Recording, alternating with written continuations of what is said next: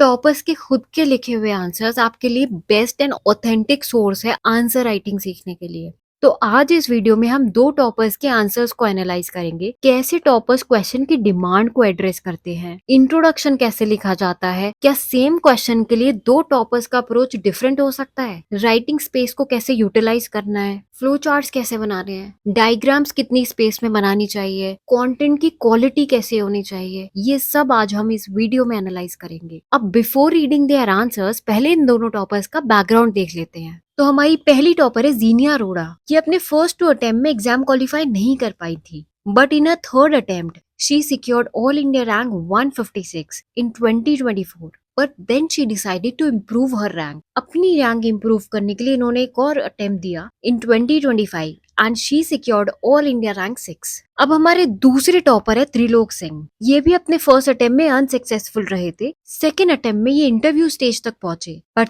Third attempt में ही secured all India rank 20 इन 2024। अब दोनों के मेंस के मार्क्स की बात करूँ तो जीनिया अरोड़ा को मिले थे 822 और इंटरव्यू में 215। सिमिलरली त्रिलोक सिंह को मेंस में 851 मार्क्स मिले और इंटरव्यू में 165। अब दोनों को ऑप्शनल सेम ही था, जो कि है PSIR। आज जो आंसर्स हम एनालाइज करने वाले हैं वो जीनिया अरोड़ा ने लिखे थे 2024 में, अपने मेन से जस्ट पहले, when she secured all India rank 156। तो जीनिया अरोड़ा ने ये आंसर्स लिखे हैं 24 अगस्त 2024 और त्रिलोक सिंह ने भी सेम डेट में ये आंसर लिखे हैं। नाउ हम ये पहले भी डिस्कस कर चुके हैं कि एक अच्छे आंसर के 4 इंपॉर्टेंट कंपोनेंट्स होते हैं। नंबर 1 स्ट्रक्चर, इसमें आता है इंट्रोडक्शन, बॉडी और conclusion. Second is content, this includes relevant information and keywords. फिर आता है वैल्यू एडिशन, इसमें आप फैक्ट्स देते हो, जजमेंट्स कोट करते हो। एंड लास्ट इज प्रेजेंटेशन, इसमें आते हैं आपके डायग्राम्स, फ्लो चार्ट्स, कैसे आप अपनी हेडिंग्स को सेपरेट बनाते हो बाकी पॉइंट्स से, आपकी हैंड राइटिंग। तो चलो अब टॉपर्स के आंसर्स को एनालाइज करते हैं। अब देखो, ये लेफ्ट हैंड साइड वाला आंसर है जीनिया अरोड़ा का और राइट हैंड साइड पे त्रिलोक सिंह का। दोनों का सेम क्वेश्चन हमने पिक किया है। आंसर सिमिलर होगा लेकिन थोड़ा बहुत इनके अप्रोच में डिफरेंसेस होंगे, तो वही आज हम एनालाइज करेंगे।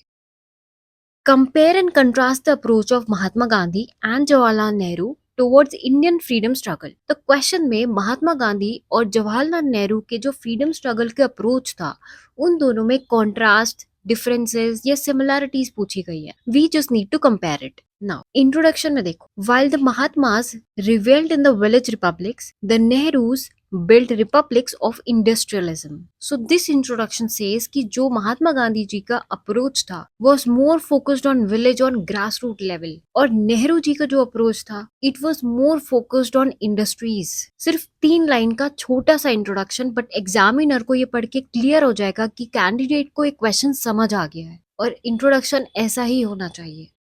Mahatma Gandhi and Jawaharlal Nehru were the promulgations of New India. New India is a keyword, तो इन्होंने इसको अंडरलाइन भी किया है। अब रीड करते हैं त्रिलोक सिंह का introduction. Mahatma Gandhi and Jawaharlal Nehru laid the foundation of Bharat as a modern state. Both had different approach. तो जीनिया अरोड़ा ने न्यू इंडिया की बात करी है और त्रिलोक सिंह ने भारत की। अब क्योंकि इस क्वेश्चन की डिमांड है गांधी जी और नेहरू जी के अप्रोच में डिफरेंसेस और कंपैरिजन करना, तो अब आप दोनों टॉपर्स का अप्रोच देखो। पहले हम जीनिया अरोड़ा का आंसर देखते हैं। इन्होंने हेडिंग दी है गांधी जी, नेहरू जी। उसके बाद अपने सारे पॉइंट्स की भी उन्होंने एक हेडिंग दी है, approach to swaraj, economic outlook, social outlook, और इस पॉइंट के कॉन्टेक्स्ट में दोनों के अप्रोच के डिफरेंसेस बताया है। जैसे कि Gandhi ji focused on decentralise growth, जबकि Nehru ji focused on centralise socialist economic model. On the other hand Trilok Singh, इन्होंने एक लाइन ड्रॉ करी है बीच में और दोनों के अप्रोच में डिफरेंसेस कोट किए हैं। जैसे कि Gandhi ji focused on struggles to struggle strategy to keep the masses energetic, example Gandhi Arvind path, whereas Jawaharlal Nehru focused on struggle and victory method to gain independence quickly. Second point, Gandhi ji didn't support Purna Swaraj in early stages, whereas Jawaharlal Nehru was adamant on getting complete independence from start. Lahore Session 1929 resolution. इन्होंने अपने points में example भी coat किए हैं। Now, so similarly, जीनिया Arora ने 6 points लिखे हैं। अब आगे का आंसर देखो। There were also minor range of convergences. अब ये जो लाइन उन्होंने ऐड करी है, ये इन दोनों की कॉन्टिन्यूटी मेंटेन करता है। मतलब ऐसा कि ये यहाँ पे डिफरेंसेस बता रही थी, यहाँ पे सडनली सिमिलैरिटीज बताने लगी नेक्स्ट पैराग्राफ में, बट ये जो कनेक्टिंग स्टेटमेंट है ये स्मूथ ट्रांजिशन में हेल्प करता है। So you can also add these type of lines in your answers. अब इन्होंने सिमिलैरिटी ऑफ थॉट्स बताया है in a form of flow chart. यहाँ पे इन्होंने 5 पॉइंट्स दिए हैं। अप्रोच टुवर्ड्स रिलीजियस इन्वॉल्वमेंट, पूर्ण स्वराज दोनों को चाहिए था, constitutional faith for future, so both the leaders believed in constitutional faith for future. Similarly, Trilok Singh ने भी कुछ similarities लिखी हैं। Both wanted non-violence as a key method. Both supported the inclusion of women in freedom struggle. Now, अब read करते हैं conclusion. Thus, whilst Nehruji and Gandhiji differed on modernity, standardization, they were both staunch anti-imperialists and were trustees of India's move towards independence. As we celebrate the Azadi Ka Amrit Mahotsav, we should recognize the contribution of these two giants. I hope आपको इन दोनों के answers से समझ में आया कि कैसे same question के डिफरेंट अप्रोच में आंसर लिखा जा सकता है। आपको इन दोनों में से किसका आंसर बेटर लगा ये कमेंट सेक्शन में बताना। अब हम एक और आंसर देख लेते हैं। Identify the reason behind increasing number of extreme rainfall events throughout India in recent times. Assess their socio-economic impact. Now, the question says कि ये जो extreme events हो रहे हैं इंडिया में इसका reasons बताने हैं और इसका socio-economic impact क्या है। तो इंट्रोडक्शन देखो, extreme rainfall events cause due to monsoonal surplus. पहली ही लाइन में इन्होंने एड्रेस कर दिया इस क्वेश्चन को। Have been maximum in the current and previous monsoon season as per IMD, Indian meteorological department. अब the recent 570 mm rainfall in Wayanad over 48 hours shows the prevalence of extreme rainfall events in India. यहाँ पे इन्होंने एक factual data दिया है कि इतनी ज्यादा रेनफॉल हुई है वेनाड में इतने टाइम में।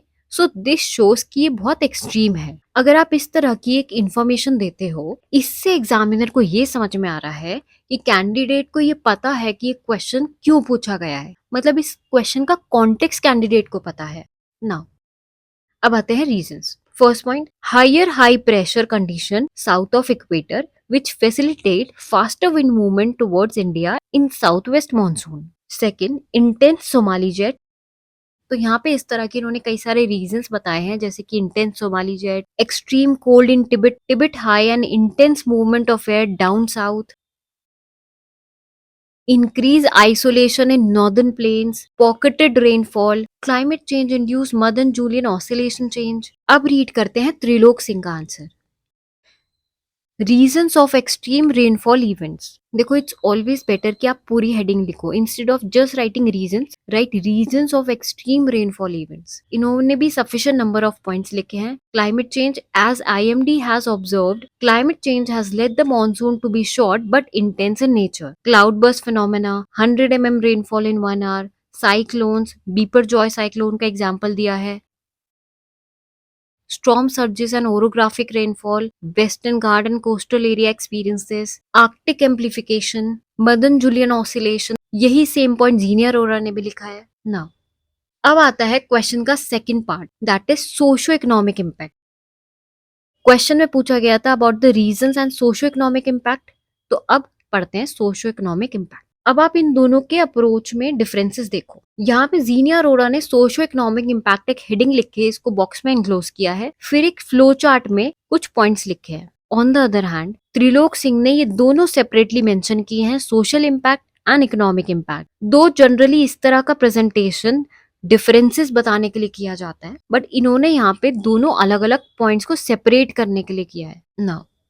अब क्योंकि ये 10 मार्कर क्वेश्चन है तो आइडियली इस तरह के क्वेश्चन में इतना स्पेस होता नहीं है कि हम वे फॉरवर्ड लिख पाए, तो इन्होंने यहाँ पे छोटी सी स्पेस में ही ये वे फॉरवर्ड लिख दिया है और फिर इनके पास कंक्लूजन लिखने का स्पेस नहीं बचा है, तो इतनी कम स्पेस में यहाँ पे इन्होंने कंक्लूजन लिखा है। इट्स बेटर कि आप 10 मार्कर क्वेश्चन में अगर नेसेसरी नहीं है तो आप वे फॉरवर्ड मत लिखो, सिंपली इसके बाद आप कंक्लूजन लिख सकते हो, और यही त्रिलोक सिंह ने किया है। इन्होंने सोशल इम्पैक्ट और इकोनॉमिक इम्पैक्ट लिखने के बाद ना कंक्लूजन लिखा है। अब इससे हमें एक चीज और सीखनी है कि आपको पहले से पता होना चाहिए कि कितनी स्पेस आपको बचानी है अपने कंक्लूजन लिखने के लिए, बिकॉज बाद में जब आप इतना छोटी सी स्पेस में कंक्लूजन लिखोगे तो आप ज्यादा अच्छे से प्रेजेंट नहीं कर पाओगे। तो अगर मैं इन दोनों के आंसर्स का एनालाइज करूं on the basis of 4 component जो हमने वीडियो की स्टार्टिंग में डिस्कस किए थे, तो इन दोनों ने एक स्ट्रक्चर को फॉलो किया है, इंट्रोडक्शन, बॉडी एंड कंक्लूजन। इन्होंने डायग्राम भी बनाया है, कीवर्ड्स को हाईलाइट किया है, क्वेश्चन की डिमांड को अच्छे से एड्रेस किया है। आपने इन दोनों टॉपर्स के आंसर में क्या नोटिस किया? If you want more videos on toppers answer analysis, comment section में बताओ।